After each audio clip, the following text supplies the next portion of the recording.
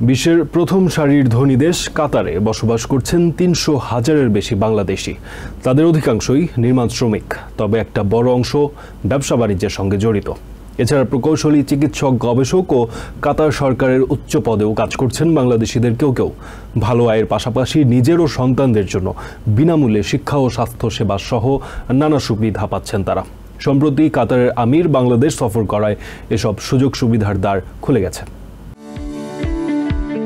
৪০ বছরের বেশি সময় ধরে কাতারের দোহা, মেসাইড, আল সানায়া, আল ওয়াকরা সহ কাতারের সবখানে বসবাস করছেন বাংলাদেশিরা।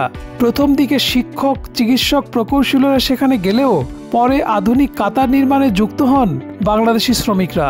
হাজার হাজার বাংলাদেশি তরুণ যুবক ভাগ্যের সন্ধানে পাড়ি জমান উন্নত দেশ কাতারে। কাতারের অলিতে গলিতে যেখানেই চোখ যায় সেখানেই দেখা মেলে প্রবাসী বাংলাদেশিদের। সারাদিন কাজ শেষে দলে দলে তারা জড়ো হন কাতারের রাজধানী দোহার বাংলাদেশি রেস্টুরেন্ট, গ্রোসারি সহ নানা জায়গায়।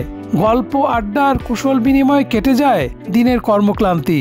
TVN24 টেলিভিশন নেটওয়ার্কে শোনান কাতারে তাদের জীবনের গল্প। আমি কাতারের আল রায়ানে থাকি, ওখানে ফার্নিচার ব্যবসার সাথে আছি। আলহামদুলিল্লাহ অনেক ভালো আছে। যারা বাংলাদেশ থেকে আসবেন আপনারা একটু যাচাই বাছাই করে আসবেন, যাতে কোনো দালালের পাল্লায় না পড়েন, কোনো ষড়যন্ত্রের শিকার না হয়। আলহামদুলিল্লাহ আমরা ভালো আছি, অনেক আমাদের যতগুলো স্টাফ আছে আলহামদুলিল্লাহ ভালো আছে। কত কষ্ট আছে বাইরে যারা আছে ফ্রি বিষয়। কাতারে একটি 2 বেডরুমের বাসা ভাড়া 3000 রিয়াল। মাছ, মাংস, সবজি সহ নিত্যপণ্যের দাম তুলনামূলক অনেক সস্তা। যদিও রেস্টুরেন্টের খাবারের দাম বেশ চড়া, তবে আয়ের সীমা যত কম বা বেশি হোক চিকিৎসা সেবা বিনামূল্যে পাওয়া যায়। নেই স্কুলের বেতন বা কোনো ধরনের টিউশন ফি। কাতারকে আমার মনে হয় পৃথিবীর যে কোনো উন্নত দেশের সাথে তুলনা করলে কাতার প্রথম দিকেই থেকে যাবে।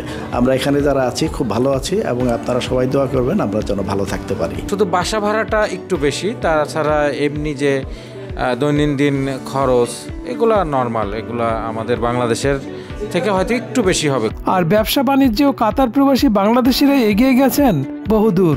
দেশটির এমন কোনো এলাকা নেই যেখানে বাংলাদেশিদের ব্যবসা প্রতিষ্ঠান নেই। Hotel, motel, gas station, restaurant, grocery সহ হাজারো ব্যবসায় সফল হয়েছেন বাংলাদেশিরা।